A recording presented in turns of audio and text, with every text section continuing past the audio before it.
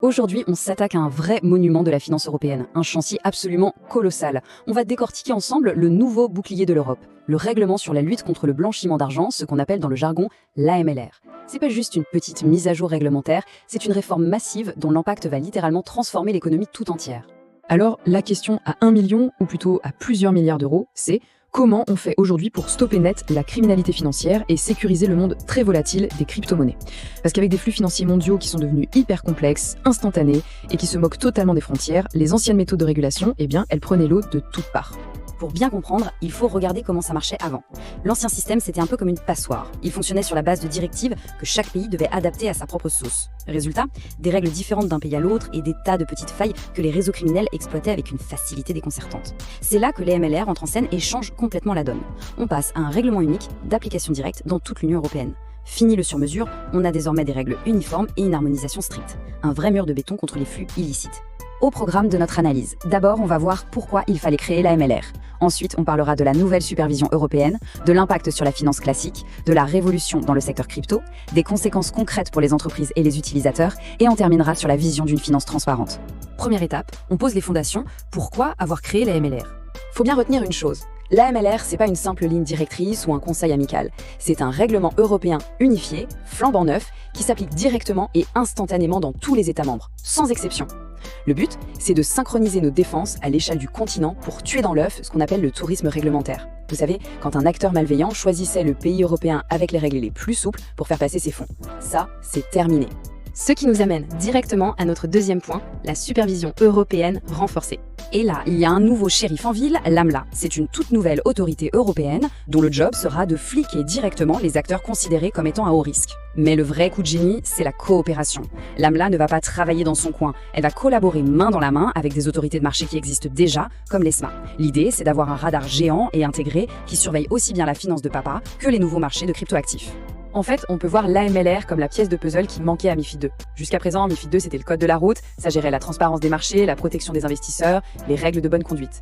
Aujourd'hui, la MLR ajoute la ceinture de sécurité et l'alcool test, des contrôles d'identité ultra stricts, une surveillance millimétrée des transactions et une barrière contre l'argent sale. Concrètement, les institutions financières ne sont plus juste là pour respecter le jeu du marché, elles deviennent des gardiens actifs contre la criminalité.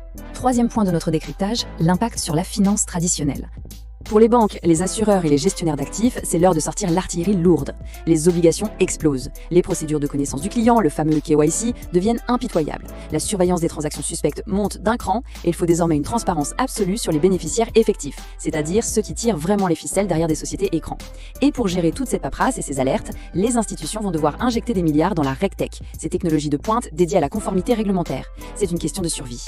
Quatrième étape, et c'est là que ça se coule le plus, la révolution pour les crypto-monnaies.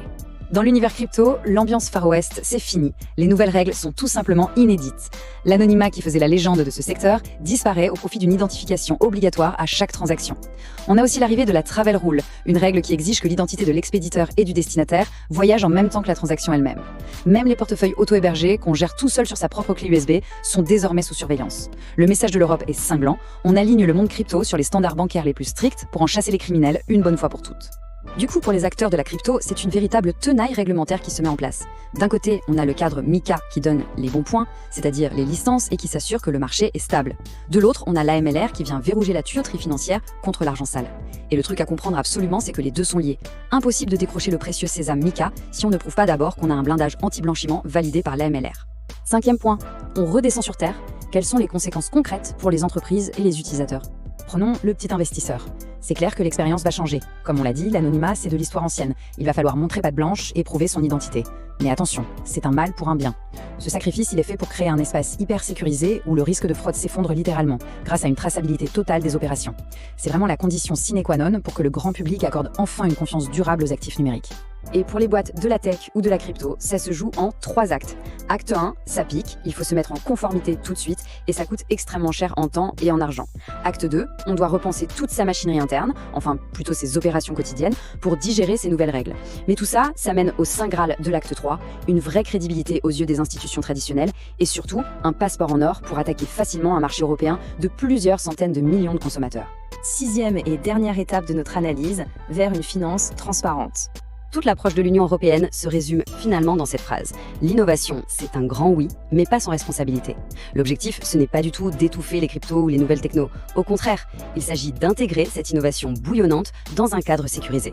C'est l'idée de trouver le juste milieu, l'équilibre parfait entre le progrès technologique et la protection inébranlable de notre système économique. On termine sur une réflexion qui donne vraiment à réfléchir.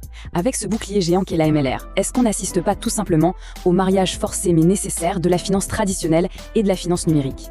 On peut sérieusement se demander si cette réglementation ultra stricte ne sera pas le catalyseur qui va réunir ces deux mondes sous le même toit pour les décennies à venir. Une perspective absolument fascinante, vous ne trouvez pas ?